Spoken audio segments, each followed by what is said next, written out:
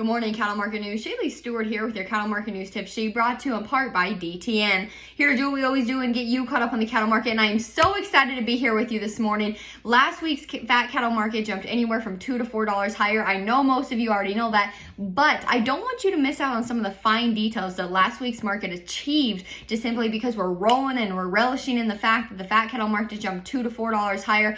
And I don't want you to overlook, I don't want you to miss out on these other details that are so pivotal, that are so encouraging to the movement that's going on right now. So let's talk about all of the exciting details in last week's market. Let's get you caught up. Starting at the futures market, as we always do, we're going to compare last Friday's trade to the previous Friday's trade and all that transpired throughout the week. So October live cattle, before closing out the week and going off the board, gained $3.28 throughout the week. December live cattle gained 95 cents, and November feeder cattle fell 32 cents. And lastly, January feeder cattle fell $1.20. Jumping right on into that fat cattle trade, because this is where the heart, this is where the meat, this is where so much of the excitement of last week's business took place. Let's go ahead and walk through the trade as it transpired. Most of the fat cattle last week traded on Wednesday, with a little bit of cleanup trade on Thursday and Friday. In the Southern Plains, we saw live cattle trade anywhere live from $1.24 to $1.26, which is considered steady to $2 higher. And in the Northern Plains, dressed cattle sold anywhere from $1.96 to $2, mostly at $2, and that, my friends, is considered $4 higher.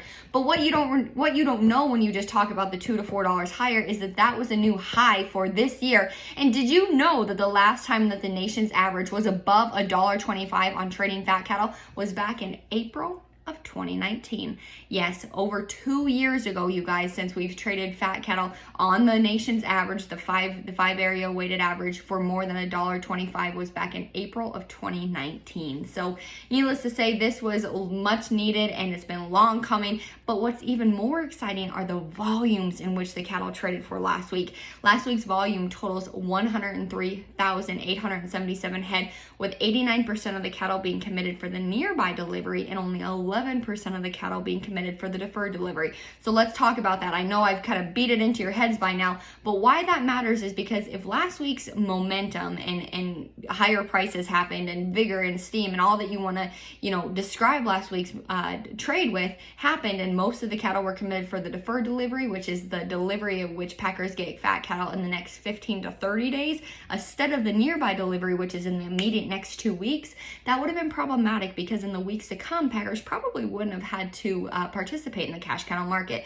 But given that of the 103,877 head that packers bought last week, that 89% of them were committed for the nearby delivery, which again means that they're going to be taken for slaughter in the next 2 upcoming weeks, that means that they need cattle. That means that they're short bought. That means that they're close to the knife. That means that they need cattle in order to fulfill all the demand that they're seeing throughout the marketplace. So that's really encouraging, you guys, because that means that they are going to most likely be active in the upcoming cash cattle market these next upcoming weeks. So very exciting. Not only did we get higher prices, but we also got an excellent volume of cattle traded, and it was mostly for the nearby delivery. So very exciting there. Let's talk about last week's slaughter, because this is equally as important. Last week's estimated slaughter is at 668,000 head. That's 7,000 head more than the previous week and 28,000 head more than a year ago. Box beef prices are finally starting to find some support and climb higher. Choice cuts last week's averaged $284.41. That's up $3.71 from the previous week. And select cuts averaged $262.68, up 69 cents. Last week's movement of cuts, grinds, and trim totaled 677 loads. So a pretty good movement there, just shy of 700 loads. Let's talk about these carcass weights. So remember, this report runs 2 weeks late. So for the week ending October 16th, steers averaged 922 pounds, which is 1 pound heavier than the previous week and 7 pounds lighter than a year ago. Heifers for the same week averaged 840 pounds, which is up 1 pound from the previous week, but down 10 pounds from a year ago. And exports came in shiny last week on Thursday, being reported that there was 19,200 metric tons confirmed, with the 3 largest buyers being South Korea, China, and Japan. Now let's get into your feeder cattle market, which I know so many of you are watching right now, just because some of you have cattle to sell still. Some of you maybe are thinking about when you might sell the rest of your calves, and I know a lot of you have already got your cattle moved this year. So given the fact that the corn market was higher last week throughout the futures complex, it was hard for the feeder cattle market to really gain momentum and steam, just because they had to offset those higher input costs. And so throughout the countryside, the markets had to battle those implications. Feeder cattle saw pretty good demand. They were called anywhere from $1 to $2 higher. And calves throughout the countryside, it really depended where you were and what those calves would bring. Some markets saw higher prices and some markets honestly saw lower prices just because supply outweighed demand in those complexes. So let's go ahead and walk through a couple states.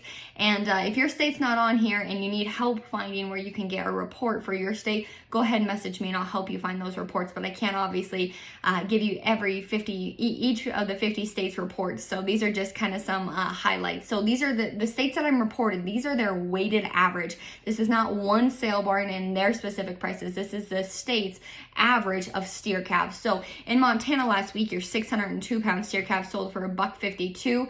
Your 664 pound steer calf sold for $1.46, and your 721 pound steer calves they sold for $1.56. In Wyoming last week, your 575 pound steer calves they sold for $1.63. Your 667 pound steer calves they sold for $1.51, and your 767 pound steer calves they sold for $1.48. In South Dakota last week, your 572 pound steer calves they sold for $1.75. Your 603 pound steer calves they sold for $1.51, and your 675 weights they sold for $1.51 as well.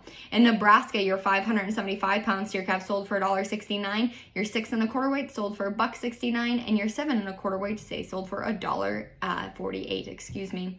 In Oklahoma last week, your 573 pound steer calf sold for $1.62. Your 6 1/4 weights sold for $1.49, and your 730 weights, well, they sold for $1.42.